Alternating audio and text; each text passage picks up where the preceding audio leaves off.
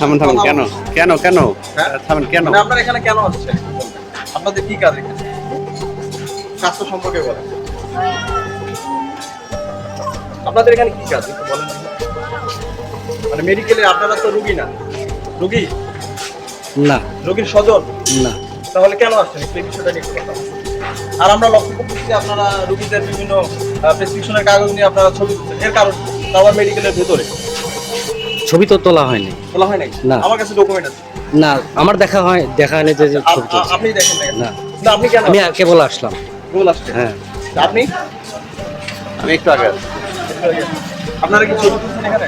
না তুলিনি। ছবি তুলেন নাই? না,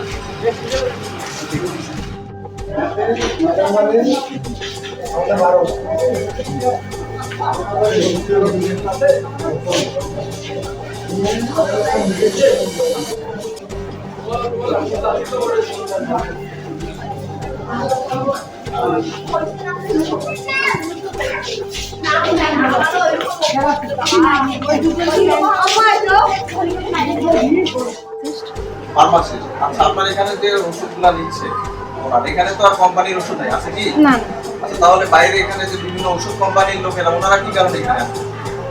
তো ওনাদের কথা তো ভাই আমরা বলতে পারবো না। মানে ওদেরকে প্রায় দেখেন কিনা যে ওনারা হ্যাঁ দেখি ওনারা আসে ছবি এখানে। তুলতেছে হুম। রোগীদের মেডিকেলের ভিতরে, তাই না? এটা আপনারা প্রত্যক্ষ করছেন কিনা? আমরা ওদেরকে যা বলার বলছি, এখানে তোলা নিষেধ, এখন বাকিটা এখন আমরা বলতে পারবো না। এখানে মেডিকেলে, উপজেলা মেডিকেলে আপনি কি দায়িত্বে আছেন? এখানে আমরা নিরাপত্তার দায়িত্বে আছি। আচ্ছা, ঠিক আছে। আপনাদের এখানে আসলে বিভিন্ন কোম্পানির লোকেরা আসলে মেডিকেলের অভ্যন্তরে ঢুকে তাদের প্রেসক্রিপশনের ছবি তুলছে, এটা কিভাবে দেখছেন আপনি বিষয়টা? এটা বিষয়টা একবার খারাপ। ওনারা একটা টাইম দেওয়া থাকে, টাইমের ভিতরে ওরা থাকে, দেখা সাক্ষাৎ করে, ভিজিট করে, কিন্তু তারপরও থাকে যে এটা একবারও খারাপ। এই বিষয়ে আপনাদের কোনো ব্যবস্থা নেওয়ার কোনো এখন system আছে কি? ব্যবস্থাটা বলতে গেলে প্রশাসনিক যদি আমাদেরকে দায়িত্ব দেয়, আমরা এগুলো হটাতে পারবো। মূল আমি মোহাম্মদ শরীফুল ইসলাম, প্রধান সহায়ক হিসাব রক্ষক, উপজেলা স্বাস্থ্য অনুষ্ঠান রংপুর।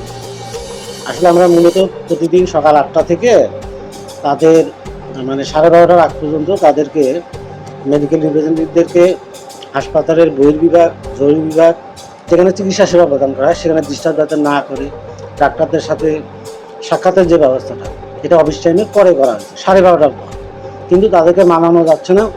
এ ব্যাপারে আনসারদেরকেও দায়িত্ব দেওয়া আছে, তারা যেন কাজগুলো দেখে এবং তাদেরকে বোঝায় যে এই টাইমের মধ্যে রোগীদের মানে চিকিৎসা সেবা প্রদানে কোনো বাধাগ্রস্ত না হয়, কোনো অন্তরায় না দাঁড়ায়। এই ব্যাপারে আমরা মানে খুবই অ্যালার্ট এবং আমরা এই ব্যাপারে প্রয়োজনীয় যথেষ্ট ব্যবস্থা গ্রহণ করতেছি। আচ্ছা, আমি একটা জিনিস লক্ষ্য করছি যে আসলে উনি যে জায়গাটায় আসলে এই ধরনের অপকর্মগুলো চালিয়ে যাচ্ছে, সেখানে আনসার বাহিনীর কয়েকজন সদস্য এখানে উপস্থিত ছিলেন। তারপরেও কিন্তু তাদের নাকে ডগায় বসে এই ধরনের অপকর্ম চলছে, এই বিষয়ে আপনি কি বলবেন? বিষয়টা হলো কি, ওখানে তো আসলে রেসিডেন্সিয়াল মেডিকেল এবং অফিসার, তারা আমাকে বলেছে যে এই বিষয়ে আমাদেরকে হাসপাতাল কর্তৃপক্ষ কোনো ধরনের ব্যবস্থা গ্রহণের সুযোগ দেয়নি, এই বিষয়ে আপনি না না না না এটা মিথ্যা কথা।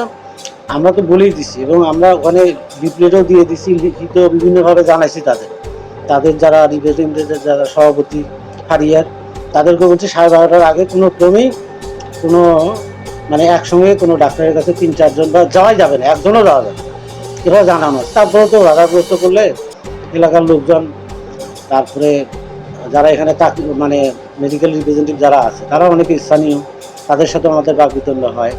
আমরা চেষ্টা করতেছি এটা ভবিষ্যতে যাতে একদমই মানে বন্ধ হয়ে যায়। 12:30টার আগে কোনো ক্রমেই ডাক্তারদের ভিজিট করা যাবে না।